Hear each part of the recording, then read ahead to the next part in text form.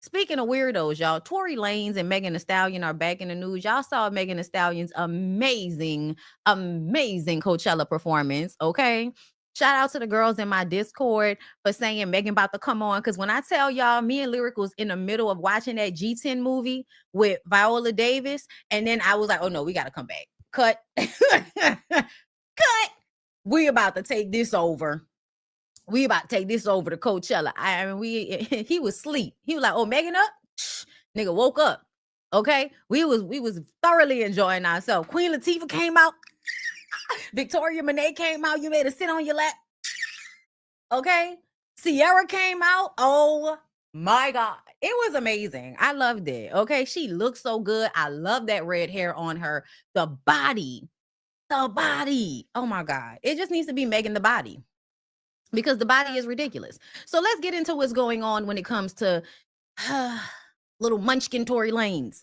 Megan Thee Stallion is coming for Tory Lanez. Ask it, y'all. I love the way y'all do this. You could tell that these people don't like Megan, and this is why a lot of the times whenever they report these stories, I don't read the comments, because what's happening here is Megan is seeking retribution and justice for the way Tory Lanez has been obsessed with her ever since he shot her. Ever since he shot her, he has been trying to get back at her through social media. He's done it through lawyers. He's done it through Millegro. Like, he's been still obsessed with, and I feel like, harassing her. So she takes it to court, and y'all think that she's harassing him because she's going to court to make sure that he leaves her the fuck alone. I'm not reading the comments because most of y'all ain't clicking. Okay. Her lawyer, hold on, let's see. Okay, Megan Thee Stallion is coming for Tory Lanez, asking a judge to call him out for his behavior during a recent deposition, which she labeled as disruptive, inflammatory, and inconsistent with the basic norms of civil litigation. So that means he was in there acting an ass. Her lawyer has thrown down a motion arguing the court to explain why Lane's real name, Daystar Peterson, shouldn't face contempt charges. Hold on, wait. Her lawyer has thrown down a motion urging the court to explain why Lane's shouldn't face contempt charges in the civil suit Megan filed against Millegro Cooper. Oh no. Her lawyer wants the court to explain why he shouldn't face contempt charge. Okay. All right. In the civil suit, y'all, I woke up like 2 hours ago. Give me a break. Megan filed against Millegro Cooper. As we previously shared, Cooper is a blogger accused by Megan Thee Stallion of using her social media to push defamatory statements, deep fake porn videos, and blatant lies about her, all at the direction of Tory Lanez. When Lanez was summoned to give his deposition, Megan's attorney claims he was acting like he didn't get the meaning of simple words like discuss and approve. Yeah, you feign complete and utter ignorance as to, I guess, not be held accountable, girl. They also allege he called out her attorney's looks, calling her hair dye distracting. Oh, you were acting like a teenager. You were acting like a fucking child in that courtroom. And even suggested she should bring a hairbrush next time they try to take this deposition as she was leaving. Yeah, he was being extremely disrespectful and acting like a bitch. That's what that was given. You were acting like a sullen teenager that isn't taking the court proceedings seriously, and so you're going to be disrespectful and completely ignorant the entire time. You know, last night before I went to bed, I started following this clear lady on TikTok. Her name is Miss Andry. And I love to watch lives where white people argue with other white people. I don't like, black people being there sometimes, but it's basically white people arguing with white people. I don't know why, but I love to watch these. I've already told y'all how much I love Dean and Parker and Will C, I think is his name. And then I found this new girl, Bella, I think is her name, but her TikTok is Comrade. I love her. I'll be on her lives all day, and she'll basically have, all of her bullet points on the screen, and people come up there and argue why body count matters, why they are pro life instead of pro choice, like that type of stuff.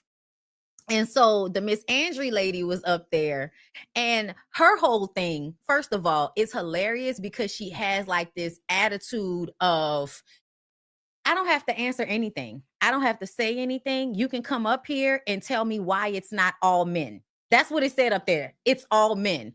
Prove me wrong. And at first I was like, what's happening? Why isn't she engaging? Why is she just looking at him? But the point is, I don't even have to say anything. And at some point, a man is going to man.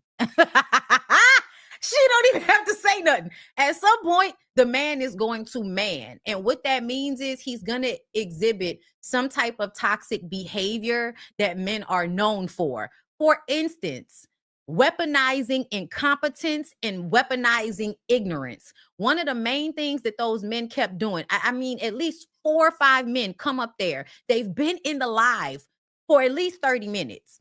And they will still come up there and ask her to explain, what do you mean by it's all men? It's disingenuous. It's not what we, like they like to call on TikTok, it's not a good faith argument, meaning that you are not really engaging with this content in an honest way. You just want me to exert my energy as a woman to explain something to you so that you can take one little thing I say, twist it, and then now we're arguing. So she understands that when they ask, oh, what do you mean by it's all men? That they really just want to engage in an argument and they're feigning ignorance. And it's something that men do a lot. Child, lint on my lip gloss. Miss Andre is the name. Spelled just like that, Tierra K, if y'all looking for her name in the comments. But it was hilarious, y'all. It was hilarious to watch her be like, and it was like, why don't you want to answer my question? Because I don't want to. Well, I mean, I don't want to. That's a good enough reason, because I don't want to. And I was just like, damn, bitch, I love you for this. Because I feel like as a Gemini, as a Black woman, as a small Black woman, as a smart Black woman, as a, bisexual Black woman, as a, sometimes androgynous, whatever the fuck you want to call it, I have felt like I have always had to explain myself to people. And the way she was posturing herself in the live is, I don't have to explain a fucking thing to you. I don't have to explain why it's all men. I don't have to explain why I don't care what you feel, or what you think. Like, I don't have to explain any of that to you. And you can just go ahead and prove me right. And it's so funny because they would get up there. So it was 2 types of men that would, well, more than 2, but 2 main types was the one that's going to sit up there and act like they don't know what she means by it's all men, feigning ignorance, pretending not to know so that they can engage her in an argument, because they just want to win the argument. So if they pretend like they don't know, it's a way for her to exert energy explaining something that they actually do know. And one thing I've noticed about men in arguments is they're trying to win. So a part of trying to win is trying to tire you out. A part of trying to win is trying to exhaust you, make you tired with their inability to understand when they really do understand. But tiring you out is a part of them winning the argument. So if they can keep acting like they don't know what you're talking about, eventually you'll get tired and just be like, oh my God, never mind. You know what I'm saying? They wear you down. And so she refuses to answer certain questions. She'll engage sometimes, but for the most part, she will not answer questions just because they came on the live. It is hilarious, y'all. It's hilarious. And it made me really recognize how when you paying attention, men do the same shit. And that's why she was like menning. And yes, it is very much humiliation kink that people like. They like to go to her because she'll talk, like a dominatrix. Y'all know how men like to pay for women to talk down on them.